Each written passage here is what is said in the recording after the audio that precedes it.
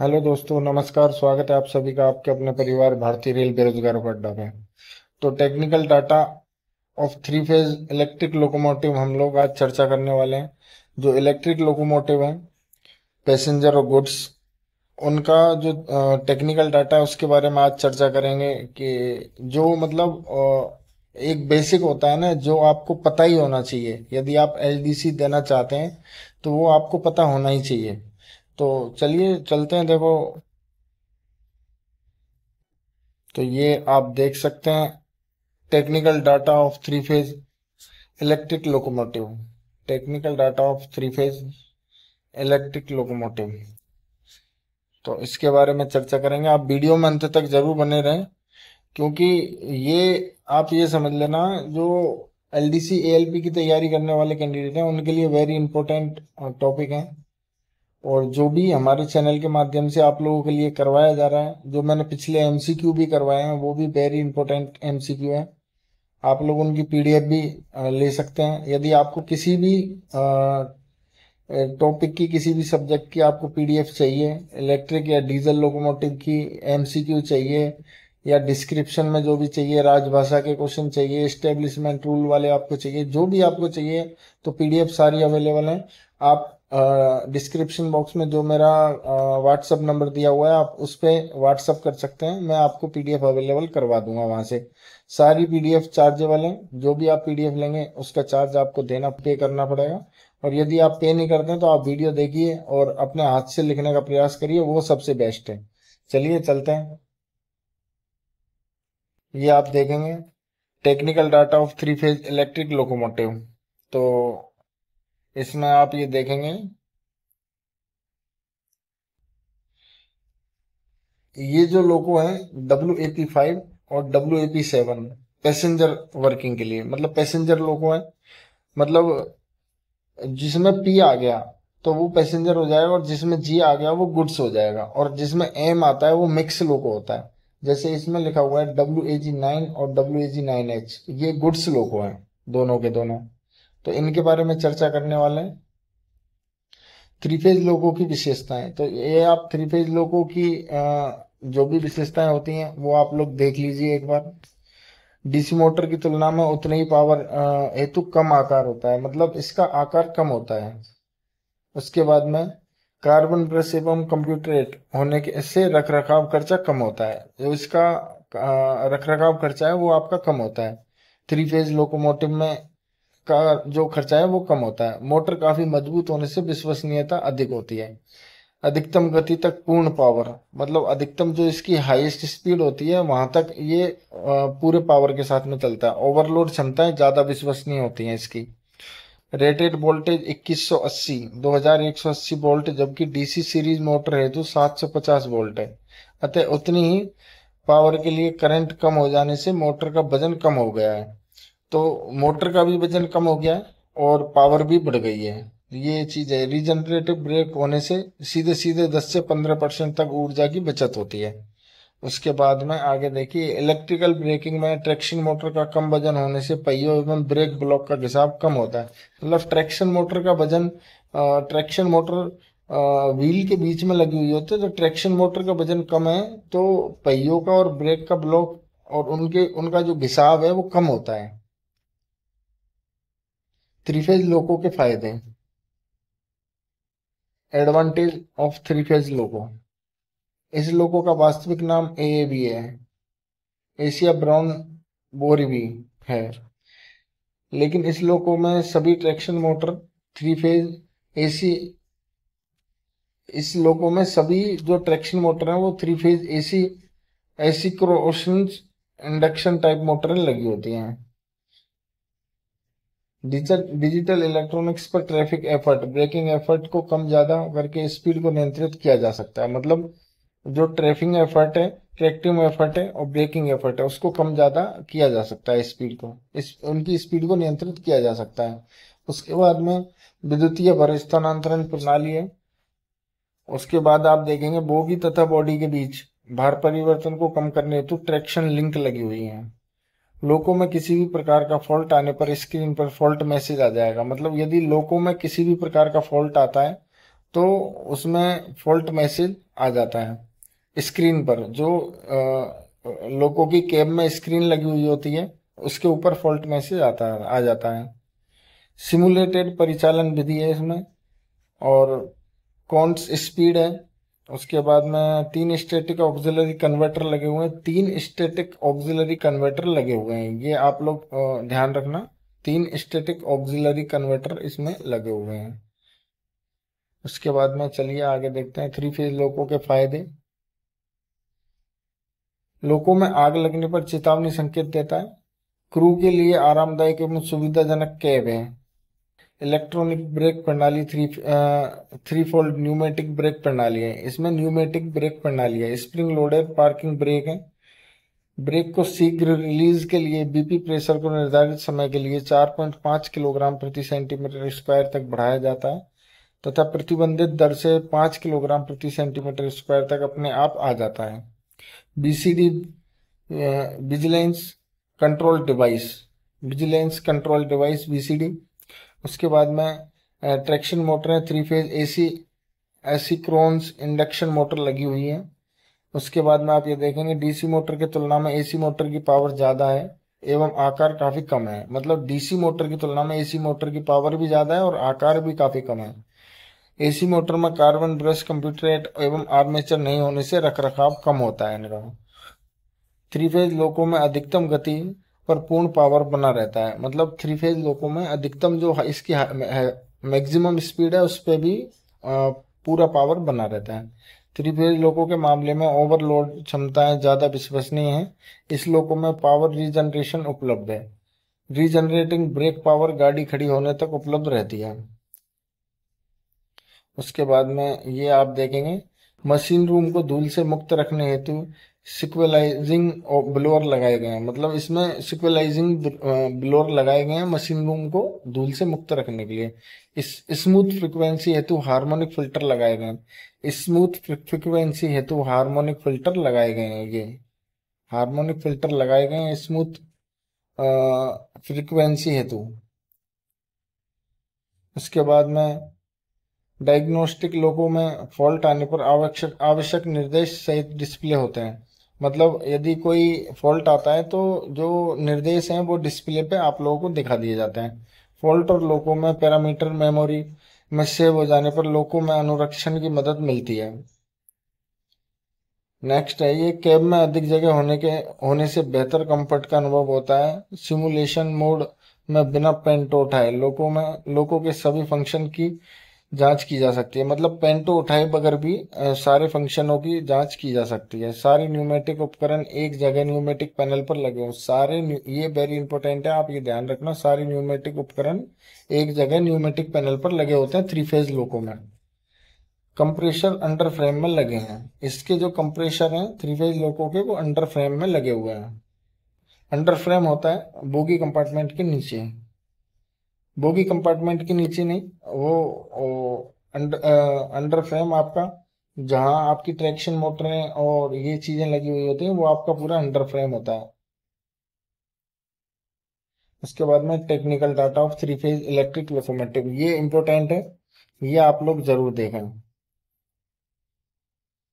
ये आप लोगों को ये सारी चीजें आप लोगों को ध्यान रखने वाली चीजें हैं। लोको ये WAP5 के बारे में, WAP7 के बारे में, उसके बाद में WAG9 के बारे में और ये WAG9H के बारे में। ये सारी चीज़ें 9H के बारे में, WAG9 के बारे में, उसके बाद में WAP7 के बारे में, ये WAP5 के बारे में। स्पीड, तो WAP5 की जो स्पीड है वो 160 किलोमीटर प्रति घंटा होती है। पैसेंजर लोगों की ज़्यादातरों की स्पीड 160 किलोमीटर प्रति घंटा होती है WAP7 को छोड़ के, क्योंकि WAP7 की जो स्पीड है वो 140 किलोमीटर प्रति घंटा है। और गुड्स गाड़ियों की स्पीड मैक्सिमम 100 किलोमीटर प्रति घंटा सबकी है। उसके बाद में बोगी, जो इसमें बोगी लगी हुई है वो WAP5 में बोबो टाइप की बोगी लगी हुई है। बोबो का मतलब होता है 2 एक्सल और कोको का मतलब 3 एक्सल। तो WAP7 में कोको टाइप की बोगी है, WAG9 में भी कोको टाइप की है, WAG9H में भी कोको टाइप की बोगी लगी हुई है। इसका गियर रेशो WAP5 का जो गियर रेशो है वो 17:35:67 हो जाएगा। WAP7 का जो गियर रेशो है वो आपका 20:72 हो जाएगा। WAG9 का 15:77 और 9H का भी सेम 15:77 हो जाएगा। उसके बाद में वजन वजन है आपका WAP5 लोगों का वजन है 78 टन। WAP7 का वजन है 123 टन। WAG9 का वजन है 123 टन और WAG9H का वजन है 135 टन। उसके बाद में एक्सल लोड है आपका। एक्सल लोड होता है तो इसमें जितने एक्सल लगे हुए हैं उस कुल वजन में उसका अपन भाग देंगे तो एक्सल लोड निकल के आ जाता है। तो WAP5 लोगों में 4 ट्रैक्शन मोटर लगी हुई है तो 4 का भाग देंगे तो 19.5 टन, मतलब एक एक्सल का लोड 19.5 टन आ जाएगा। इसी प्रकार से WAP7 में 6 ट्रैक्शन मोटर लगी हुई है, 6 का भाग देंगे तो 20.5 टन निकल कर सामने आ जाएगा। WAG9 लोगों में 6 ट्रैक्शन मोटर लगी हुई है तो इसका भी 20.5 टन निकल के आ जाएगा। और WAG9H में 22.5 टन आएगा, 6 ट्रैक्शन मोटर लगी हुई है, 22.5 टन आएगा एक्सल लोड। उसके बाद में ट्रैक्शन मोटरों की संख्या ये आप देख सकते हैं, जो अभी मैं आपको ऊपर बता रहा था ट्रैक्शन मोटरों की संख्या। तो WAP5 में आपकी 4 ट्रैक्शन मोटर लगी हुई होती हैं और ये आपकी 6 FX 7059 टाइप की मोटर लगी हुई होती हैं। WAP7 में आपकी 6 ट्रैक्शन मोटर लगी हुई हैं, ये आपकी 6 FRA 6068 टाइप की मोटर लगी हुई है। WAG9 में आपकी 6 ट्रैक्शन मोटर लगी हुई है 6 FRA 6068 टाइप की। WAG9H में भी 6 ट्रैक्शन मोटर लगी हुई है आपकी 6 FRA 6068 टाइप की। ट्रैक्शन मोटर का हॉर्स पावर है, जो ट्रैक्शन मोटर का हॉर्स पावर है वो WAP5 लोगों में आपका, हाँ ये WAP5 लोगों में आपका ट्रैक्शन मोटर का हॉर्स पावर 1563 HP होता है। 1563 HP WAP5 लोगों में। उसके बाद WAP7 लोगों में आपका जो ट्रैक्शन मोटर का हॉर्स पावर है वो 1156 HP होता है। उसके बाद WAG9 और WAG9H ये दो हैं, तो WAG9 का तो आपका हो जाएगा 1156 HP और 9H का हो जाएगा आपका 1157 HP ट्रैक्शन मोटर का हॉर्स पावर। उसके बाद में जो लोको का हॉर्स पावर है, लोको का हॉर्स पावर ट्रैक्शन मोटर का हॉर्स पावर दोनों अलग अलग होते हैं। तो लोको का हॉर्स पावर है वो WAP5 में 5440 HP का हॉर्स पावर है WAP5 लोगों का। और WAP7 WAG9 और WAG9H तीनों 6120 HP के लोगों का हॉर्स पावर है। 6120 HP 6120 HP तीनों लोगों का। उसके बाद में ट्रैक्टिव एफर्ट, तो WAP5 लोगों का ट्रैक्टिव एफर्ट है 258 किलो न्यूटन, 258 किलो न्यूटन। और WAP7 लोगों का 322.6 किलो न्यूटन। उसके बाद में WAG9 का आपका ट्रैक्टिव एफर्ट हो जाएगा 458 किलो न्यूटन, 458 किलो न्यूटन। और 9H का 520 किलो न्यूटन, आपका 520 किलो न्यूटन 9H का आपका हो जाएगा। उसके बाद में ब्रेकिंग एफर्ट, जो ब्रेकिंग एफर्ट है वो WAP5 लोगों में आपका 160 किलो न्यूटन होता है। ब्रेकिंग एफर्ट WAP5 में 160 किलो न्यूटन होता है। और WAP7 में आपका 182 किलो न्यूटन होता है। WAG9H 9 में आपका 260 किलो न्यूटन होता है और 9H में आपका 325 किलो न्यूटन होता है। उसके बाद में पार्किंग ब्रेक आपका WAP5 लोगों में व्हील संख्या 1, 4, 5 और 8 पे लगा हुआ है। पार्किंग ब्रेक आपका WAP5 लोगों में 1, 4, 5, 8 पर लगा हुआ है। और उसके बाद में WAP7 लोगों में हैंड ब्रेक होते हैं। इस लोगों में पार्किंग ब्रेक नहीं होते, इस लोगों में हैंड ब्रेक होते हैं व्हील संख्या 2 और 4 पर। और WAG9 लोगों में आपके 2, 6, 7 और 11 नंबर के व्हील पर आपका पार्किंग ब्रेक लगा हुआ है। और वो सेम टू सेम आपका 9H पर भी 2, 6, 7, 11 पर लगा हुआ है। Hotel load, hotel load passenger गाड़ियों में होता है, गुड्स गाड़ियों में नहीं होता है। तो पैसेंजर WAP5 पैसेंजर गाड़ी है, WAP7 पैसेंजर गाड़ी है, तो उपलब्ध है दोनों में। और WAG9 और 9H गुड्स हैं, दोनों मालगाड़ी हैं, मालगाड़ी के इंजन है, तो इनमें होटल लोड उपलब्ध नहीं होता है। उसके बाद में ट्रांसफार्मर की रेटिंग, ट्रांसफार्मर की रेटिंग आप लोग देखेंगे WAP5 लोगों में जो ट्रांसफार्मर की रेटिंग है वो 74-75 KVA होती है। ट्रांसफार्मर की रेटिंग 74-75 KVA आपकी होती है। उसके बाद में WAP7 लोगों की होटल लोड पे 74-75 KVA और नॉर्मल में आपकी 65-31 KVA है।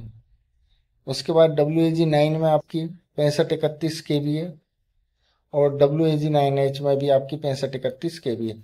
आपको कोई चीज़ समझ नहीं आती है तो आप लोग कमेंट करके बता सकते हैं, मैं मेरी ओर से बेहतर आपको बताने का, समझाने का प्रयास करूंगा। और जितना भी मुझे पता है वो मैं आपको सारी चीज़ें बताने का प्रयास करूंगा। आप लोग कोई भी चीज़ आपको समझ नहीं आती है या मुझसे भी कोई गलती हो जाती है तो आप कमेंट करके बता सकते हैं। और आगे आप लोगों को इसी प्रकार की वीडियो चाहिए तो आप लोग चैनल को सब्सक्राइब करके बेल आइकन जरूर दबा लें। और आप लोग ये PDF पाना चाहते हैं तो मैंने बताया हुआ है आपको, ये PDF आपको सारी डिस्क्रिप्शन बॉक्स में मेरा व्हाट्सएप नंबर दिया हुआ है, मेरे टेलीग्राम ग्रुप का लिंक दिया हुआ है, all India GDC LDC Telegram group का भी लिंक दिया हुआ है, आप वहां से जाके वो ज्वाइन कर सकते हैं, आपको वहां पर भी PDF उपलब्ध करवाई जा सकती है। A9 से BC प्रेशर, तो WAP5 में 5 किलोग्राम प्रति सेंटीमीटर स्क्वायर होता है और बाकी WAP7 WAG9 और WAG9H में आपका 2.5 किलोग्राम प्रति सेंटीमीटर स्क्वायर होता है। और SA9 से BC प्रेशर आपका, तो WAP5 में तो वही 5 किलोग्राम प्रति सेंटीमीटर स्क्वायर होगा और उसके अलावा WAP7 WAG9 और 9H में 3.5 किलोग्राम प्रति सेंटीमीटर स्क्वायर होगा तीनों में। लोको ब्रेक प्रकार, तो WAP5 में जो लोको में ब्रेक लगते हैं वो डिस्क ब्रेक लगते हैं, डिस्क ब्रेक है। और बाकी के WAP7 WAG9 और 9H में आपके व्हील टाइप के ब्रेक लगते हैं।